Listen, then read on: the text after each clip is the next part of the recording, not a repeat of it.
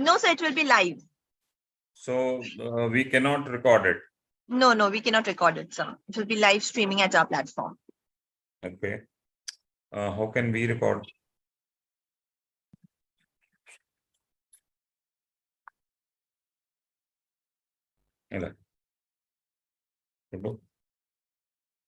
Record कर दो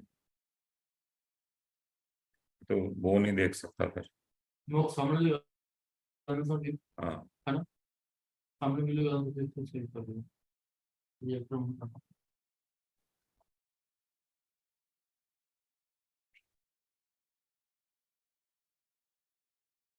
sir इधर आ जाइए ना सर ये इधर रिपोर्ट कर देंगे ਇੱਥੇ ਆ ਜੇ ਛੱਡੀਏ ਰਿਕਾਰਡਿੰਗ नहीं इधर तो नहीं ना पर इधर फोटो आ जाएगी ਤੁਸੀਂ ਐ ਕਰੋ ਜੇ ਥੱਲੇ ਲੈ ਕੇ ਰਹੂਗਾ ਉਹ record So we are good to start. It's sharp 1. So can we? Sure. Thank you so much, sir. With all due permission, we are beginning with the session for today. Good afternoon, everyone. This is Batul from IGCP, and I would like to welcome all the viewers who have joined our platform for the better exchange of knowledge that is going to be shared by our keynote speaker, Doctor, for today's session. He needs no introduction, but it's my pleasure and honor to introduce him at our platform. He is none other than Dr. Rajoo Singh, Chinna, sir. Sir is MD in Medicine, DM in Gastroenterology from PGI CDH, DM in Gastroenterology from PGI Chandigarh, FMS, Director at Gastroenterology Fortis Ludhiana. With the help of sir, we'll be taking a close look on today's topic, which is a very important topic on such an important occasion day, which is World Liver Day. The topic for today's discussion is non-alcoholic fatty liver disease. Before moving on to today's session, let's have a brief look on what the topic says. World Liver Awareness Day is an annual event held on April 19 to raise awareness about liver health. On the other hand, NAFLD is a condition in which excess fat builds up in the liver of people who do not consume significant amounts of alcohol and is often referred to as a silent disease because it can have few or no symptoms until it progresses to more severe stages. We will be learning more about the topic with the help of sir and with his wonderful insights. Now, without any further delay, I would like to welcome sir at our forum and would like to hand over the session to him for his talk to begin. Sir, over to you. I bring you blessings, I would say, and good wishes from Fortis Ludhiana on this World Liver Day, and may all your livers be as healthy as they can ever be. So what we are going to be talking about is, can we get the next slide? How do we get the next slide? Blown. So you just do next and it will be moving to the next slide. Stuck a little, but we'll just go through the thing. The topic which I'm going to be talking to you about is NASH or non-alcoholic steatohepatitis. Basically, once we talk about fatty liver, the fatty liver is divided, the NAFLD is divided. Next slide, please. The NAFLD is divided into two things, non-alcoholic fatty liver, and you can restart it if you want.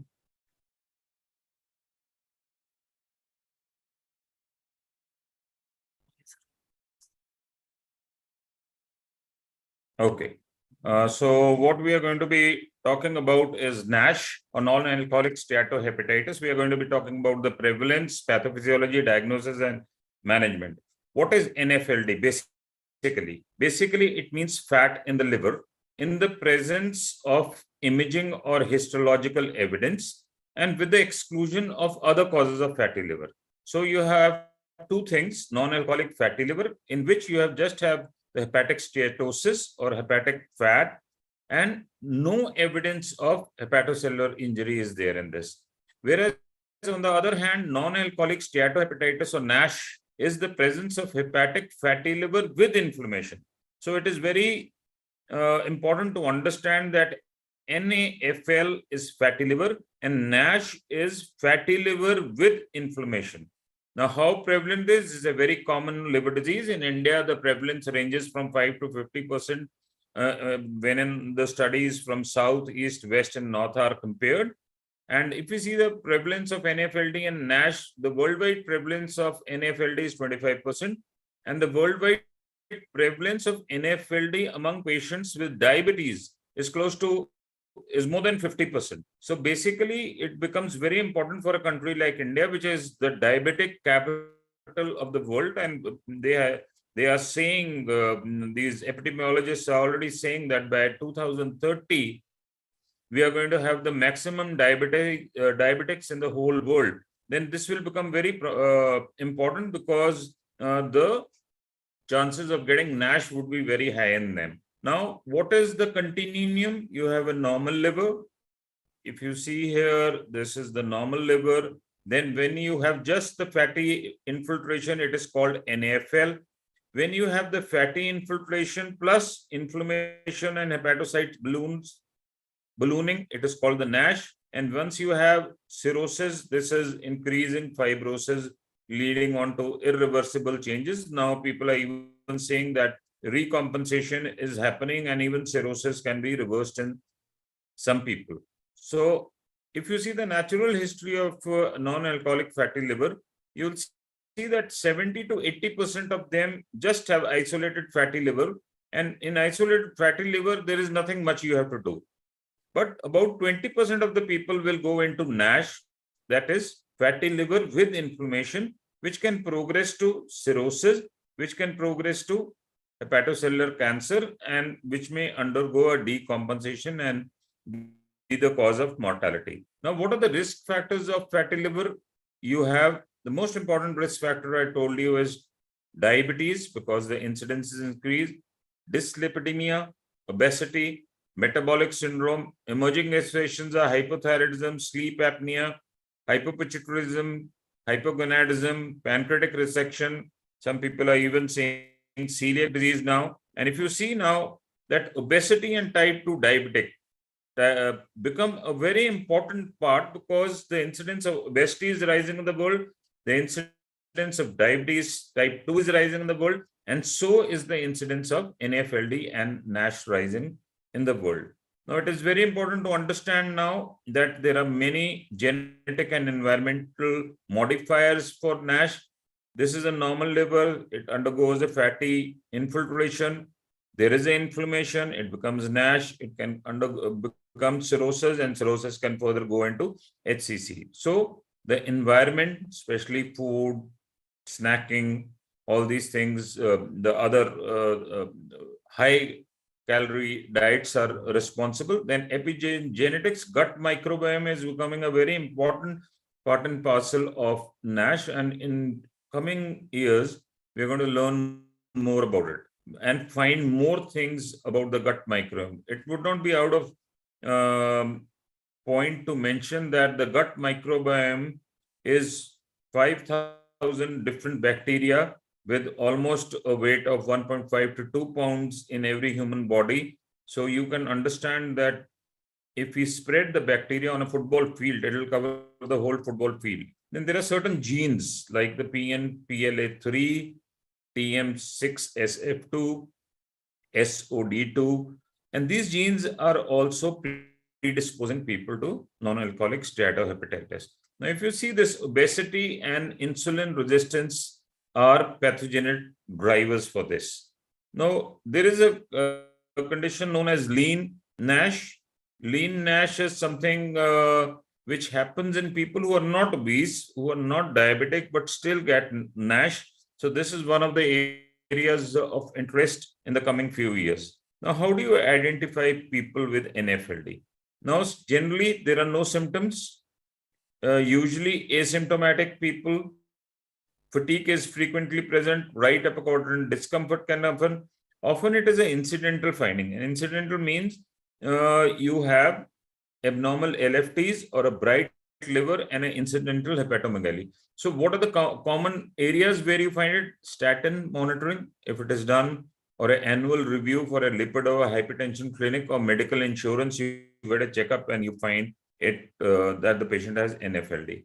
So risk stratification, The important thing in risk stratification would be if you have a type 2 diabetes, you have a metabolic risk factors, BMI is more than 25, lipids are more, hyperlipidemia is there, OS says obstructive sleep apnea is there, or a first degree relative with NAFLD, cirrhosis, or HCC. In history, alcohol intake should be less than 14 for women and 21 drinks per week in men. And no known pre-existing liver disease should be there.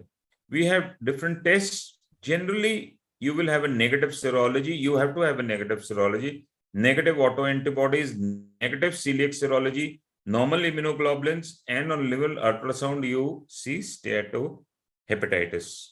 So, liver enzymes, are they adequate for assessing NAFLD or NASH? No. ALT can be normal in more than 50% of individuals with NASH and 80% of individuals with NAFLD. And ALT can be elevated in more than 50% of individuals with NAFLD, but without NASH. So ALT or AST is not sensitive for NAFLD or NASH. But if you have an abnormal ALT, this may warrant further workup for NALFT, but needless to say, it is not a sensitive way to confirm, rule out, or characterize NAFLD.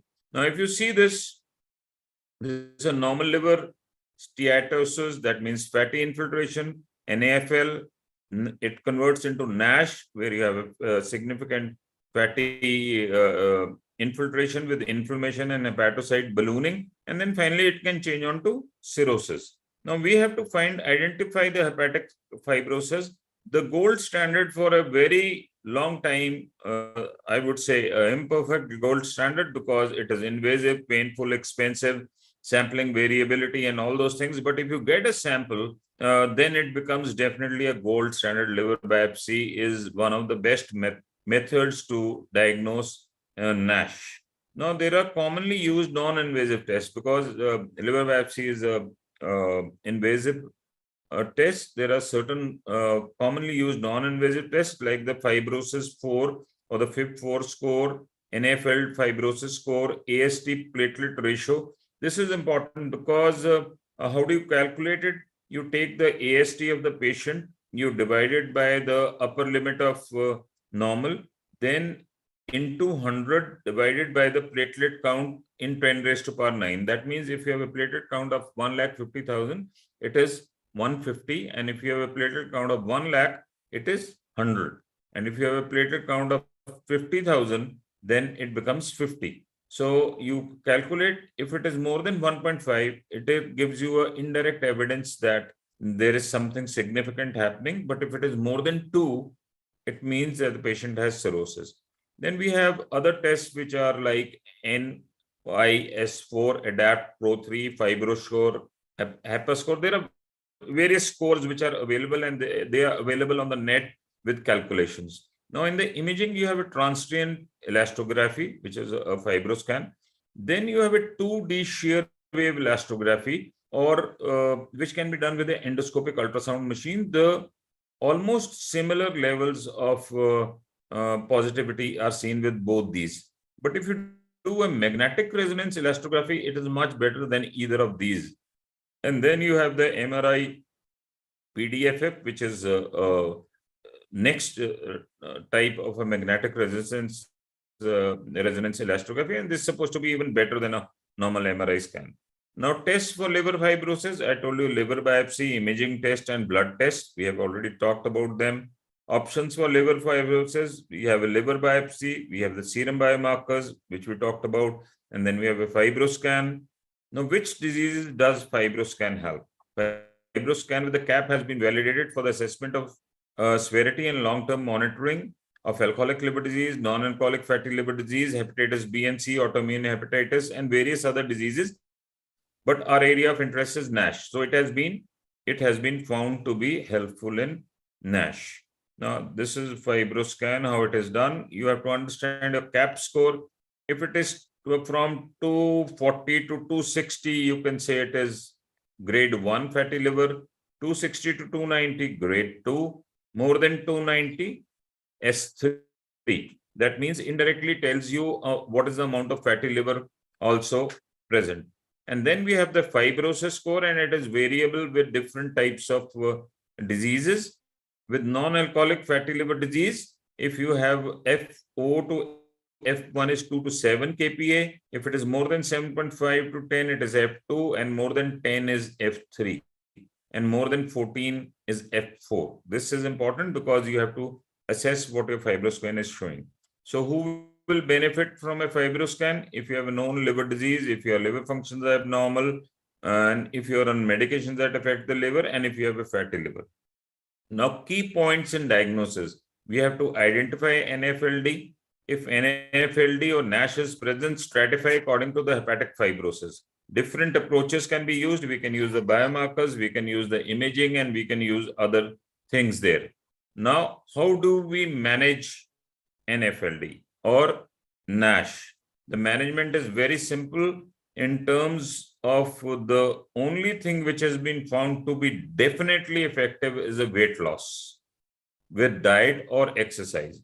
People have recommended certain pharmacological therapies like vitamin E, pioglitazone, sarglitazar. Role of current diabetes therapies are also underway, like the GLP-1A RA inhibitors, SGLT2 inhibitors. But important is diet. So if you see here, the diet is supposed to even reverse the weight loss. If it is there, it will even reverse the NASH. So weight loss of 7 to 10% is the target of lifestyle interventions to improve NASH and fibrosis. Exercise alone also may help. Both aerobic and resistance training reduce the liver fat. And bariatric surgery obviously may help in certain patients where nothing else can be done. The important thing, according to EASL, also is a comprehensive lifestyle approach, and which is important, which takes into consideration the things which are shown in the slide. Now, if you see, what are the changes which you can bring through a lifestyle modification? A sustained weight loss of more than 3% fat infiltration improvement, more than 5% ballooning inflammation improvement, more than 7% NASH resolution, more than 10% even fibrosis regression. So this is the target. You have to get the liver back into shape, and that is only possible if you decrease your weight by at least 10%. And how to deliver it in the real world? Explain what is NAFLD, explain energy balance, ask them to have a weight loss target, and encourage the use of self-regulation, self-monitoring tools, and they should be regularly exercising there. So the top reasons to drop 10% of your body weight is it not only brings your NASH under control, it lowers your blood pressure, it lowers your blood sugar, it lowers your triglycerides, total cholesterol, it raises your HDL cholesterol, which is good cholesterol, it lowers your risk of certain cancers, it decreases pains from arthritis, it promotes better sleep, it increases energy levels, it increases self-esteem. So, ladies and gentlemen, it is important that if you are slightly overweight by the BMI standards, try to lose some weight as soon as possible. It will help not only the NASH, but many other things also. Now, what is the pharmacotherapy in NAFLD?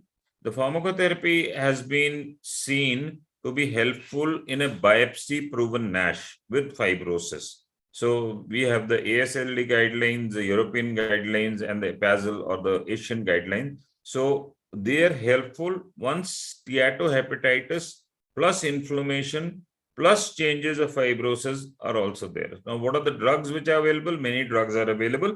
There is no single drug which is the panacea for everything in non-alcoholic steatohepatitis.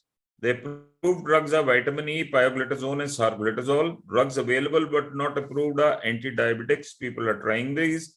Drugs in clinical trials, there is a long list. I will not go into the list, but if you can see the NASH treatment in phase 2 or 3, these are drugs which are available. This seems to be of promise. Liraglutide, then sarglitazar is the one which is being used these days to a very great extent. And there are various other drugs with names here, which will come into the market in the coming few days or few years. Now, recommendations, vitamin E can be given. Sargotazil can be given. Obeticholic acid has been used by certain people, and some of the drugs like this was a vitamin E trial done with pioglitazone. This is a Pivens trial with vitamin E and pioglitazone, and it was found that in certain cases vitamin E was better in the resolution of steatosis, or the yellow one is the pioglitazone. So if you see here, hepatocellular ballooning, vitamin E was better, but in pioglitazone was better in the other areas like resolution of NASH, lobular inflammation, and even steatosis. There are concerns about the tolerability and the safety. There is an increased prostate carcinoma risk, but the bottom line is use of these agents should be personalized for selected patients with histologically confirmed NASH after careful consideration of the risk-benefit ratio. Most of the times in clinical practice, a liver biopsy is not available. You have to go by your analysis, and you have to go by the fact that you will be only taking into consideration patients who are at a higher risk. A higher risk, I've already told you, is diabetes. Higher risk, I've told you, is metabolic syndrome. Higher risk, I've told you, is some of the conditions like hypothyroidism, celiac disease, and all these areas which predispose to these problems. But the important thing is liraglutide has been evaluated in non-diabetic NASH, and it has been found to reverse fibrosis in 25% of the patients. It also helps in weight loss, but the problem is it is a new drug and it is an expensive drug at the moment. There have been various studies on semaglutide, which increases the NASH resolution, and SGLT2 inhibitors also help in some patients to control the weight and the ALT levels. Now, obeticholic acid, we had the Regenerate trial where it was found that it was helpful in the treatment of NASH. How helpful? Time will tell. In how many patients? Time will tell. In Indian patients or not? Time will tell. Everything is under process. But in coming days, all of us are going to hear a lot more about NASH because of the fact that the obesity, diabetes is increasing world over, and so is the problem of NASH. So the important thing remains, be careful. Prevention remains the best cure. There is nothing like prevention in this world, and that is the most important back. I would say it is the spine of management of NASH. The spine, and the most important thing is the prevention. Now, there are certain bad effects of these drugs. There is a black box warning about obeticholic acid. That is, some people have gone into hepatic decompensation. Saroglitazar is a good agent. It has been approved in India for NASH in March 2020 and NAFLD with comorbidities in January 2021. That means you can give it for NASH 4 milligrams a day, 2 milligrams, and there was a study done which shows a definite improvement, at least in the resolution of NASH without worsening of fibrosis. 4 milligram dose has been found to be helpful. 2 milligram and placebo, which were on the contralateral arms, were not found to be helpful with sarglitazil. Now, saroglitazar treatment is effective, and there is a significant difference in SGOT, SGPT, triglycerides, liver stiffness after treatment with this drug. The drug can be successfully administered for the treatment of non-alcoholic fatty liver disease. In India, the incidence of this is rising. This is a core group meeting and a consortium with a Delphi round on what will it take to advance the NAFLD public health agenda. It's very important to take this message down into the public that obesity is rising, diabetes is rising, NASH is rising, and NASH can lead on to cirrhosis. It can lead on to end-stage liver disease, and it will lead on to liver problems at a very high level in our country, because 1/5 of the liver problem of the world is here with us. Now, in summary, what is NAFLD?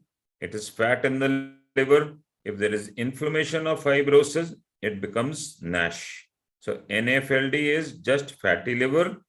If you have inflammation and fibrosis, it becomes NASH. How does NAFLD occur? Excess fat, insulin resistance, oxidative damage. There are many other genetic things which predispose. How big is the problem? Huge. It is the second leading cause of liver transplant in the US and is climbing. In India also, very soon we'll have is at the biggest cause of cirrhosis and the chronic liver disease. What populations are at risk? Those with obesity, diabetes, hypertension.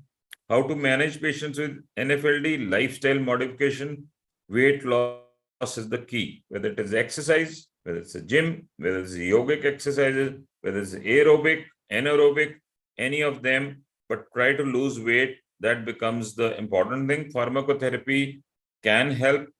And thank you, ladies and gentlemen, for very patient listening. And if we have any questions or anything, we'll be ready to take it up. Thank you very much. Thank you so much, sir, for such wonderful insights upon the topic that you have shared. We have received few questions from the participants, and I would like to put it across to you. Mhm. And the first question is, should bariatric surgery be considered important therapeutic option in non-alcoholic fatty liver disease in its advanced form? See, once I showed you a slide which shows you that you have to go in for lifestyle modification, weight reduction, pharmacotherapy. Then if you cannot do anything else, then bariatric surgery. I would not say that bariatric surgery should be done in the first stage. These days we have automatic gear cars. Earlier we used to have the geared cars. So it was always better to start in the first gear, then go to the second, third, and then come down to the top gear rather than go straight to the top gear. Because bariatric surgery has got its own problems, long-term problems. If we are not able to do anything else, then yes, one of the options is bariatric surgery. Am I clear on that? Thank you so much, sir, for answering the question. We'll move to the next question that we have received. And the question is, what are the best pharmacological treatments in overweight, non-alcoholic, non-diabetic individuals suffering from fatty liver? See, the important thing is it is very difficult to treat them on a very sound scientific basis. The only thing which definitely helps is weight loss, exercise. I am putting extra effort to say this because of the simple fact, you may have fatty liver, you may not have NASH, you may have fatty liver, you may not have raised enzymes, you may have fatty liver in 80% of the people, they do not require treatment except exercise. So putting the patients on any chemicals, whether it is as innocuous as vitamin E or it is as simple as an anti-diabetic agent or a drug like sarglottazir, I think the first thing remains that you must try the methodologies like preventive methodologies, lifestyle changes to reverse fatty liver. Obviously, if you are unable to do that, we should go in for pharmacotherapy. Vitamin E is helpful. The drugs which I showed are helpful. They can be tried in different things. But if you have a patient who's got a metabolic syndrome, then a 4 milligram of sarglottazir is effective. But at the same time, I'm again stressing all drugs are chemicals. For heaven's sake, please don't use them like I would say children. That every drug has its side effect, and every drug should be used only where it is absolutely essential, not as just because you have a drug, you have to give a drug. Thank you so much, sir, for answering this question. We'll move to the next question that we have received. And the question is, what is included in the initial evaluation of a patient with suspected NAFLD? See, the important thing is NAFLD. I already showed you that NAFLD would be fatty infiltration of the liver. So NAFLD, if it is associated with fatty infiltration and inflammation, it becomes cirrhosis. It becomes NASH. So we have to basically now try to evaluate. In the evaluation, you have the list of, we have the APRI score, the different scores, the biomarkers which are there. So we should go in for them. Then a simple ultrasound. If it shows you fatty liver grade 1, 2, 3, 2 through 3, then you must evaluate the patients for NASH more extensively. And then if you have a patient of NAFLD, please characterize them. Are they at a high risk of NASH? Who are the people with fatty liver at a high risk of NASH? Diabetics, overweight, patients with hypothyroidism, patients with celiac disease, or a patient having a relative who's got a NASH. So you take that into consideration and evaluate. But any patient with fatty liver and with raised enzymes, SGOT-PT, should be definitely be evaluated for NASH. Thank you so much, sir. Thank you for answering the question. We'll move to the next question that we have received. And the question is, what are the possible outcomes of estrogen supplementation in women with PCOS and fatty liver?